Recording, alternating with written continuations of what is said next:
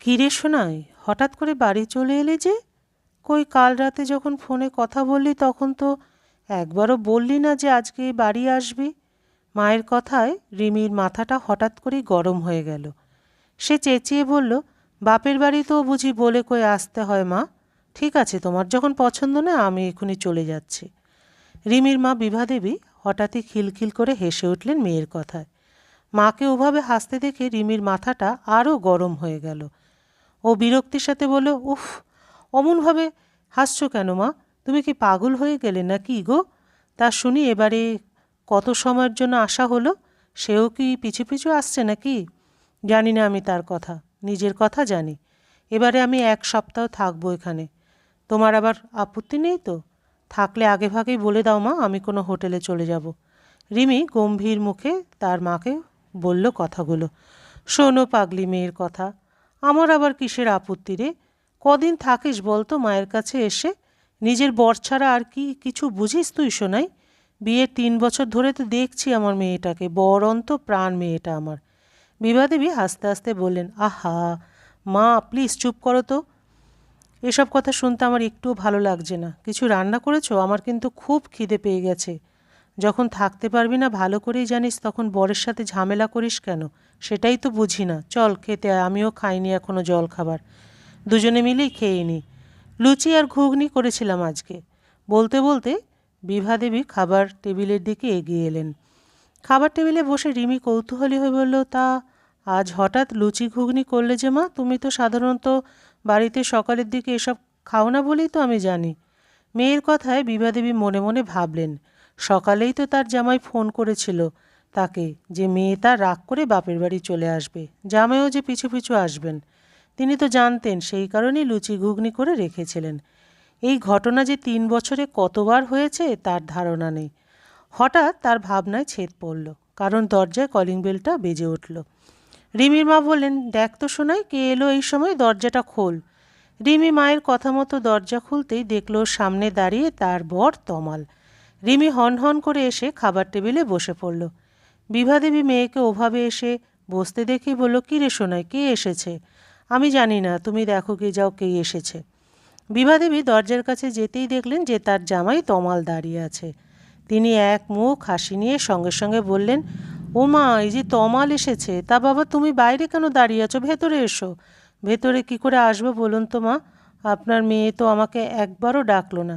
আপনার মেয়েটা যে কেন আপনার মতো হলো না সেটাই আমার আক্ষেপ। তমাল মুচকি হেসে একটু জোরে জোরেই কথাগুলো বলল। তমালের কথা শুনে রিমির গাটা রি রি করে জ্বলছে।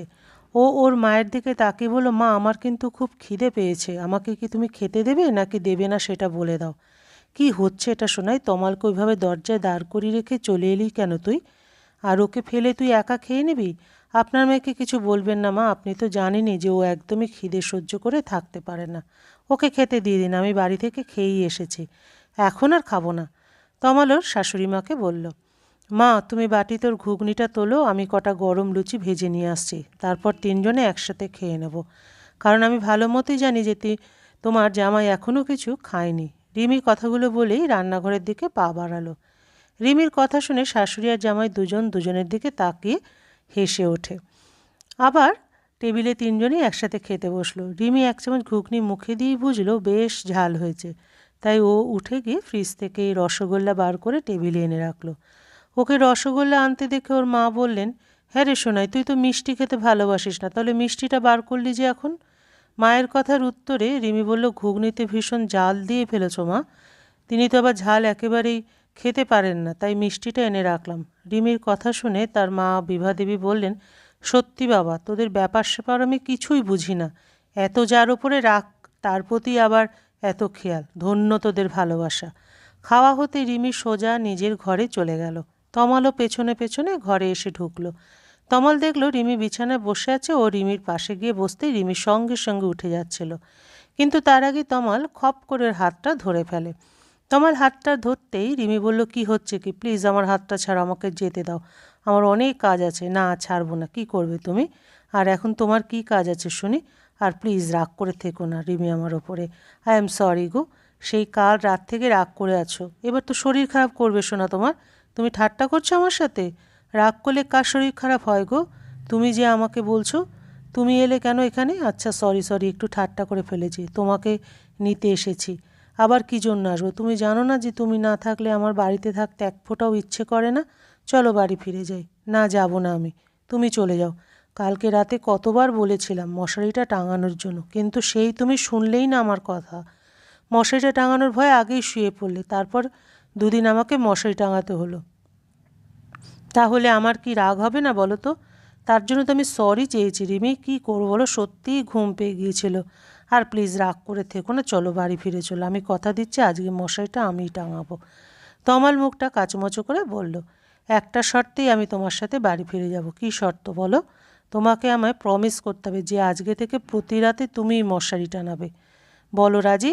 রিমি মনে মনে হাসি পেল, কিন্তু ও নিজেকে কন্ট্রোল করে নিল। তমাল আর কি করবে, বেচারা পড়েছে চরম বিপাকে, কিন্তু রিমিকে ছাড়া তো থাকতে পারবে না, তাই রাজি হতেই হবে ওকে রিমির শর্তে। তমাল বলল, তুমি খুব চালাক সোনা, সুযোগের ভালোই সদ্ব্যবহার করলে তুমি। ঠিক আছে, তোমার কথাতে রাজি আমি। তাহলে কাল রাতের পাওনাটা এখন দিয়ে দাও। ইস, শখ বলিহারি তাই না? ওসব পাওনা টাওনা ভুলে যাও। রাত গাই বাদ গাই, বুঝলে ডার্লিং? চলো বাড়ি যাই।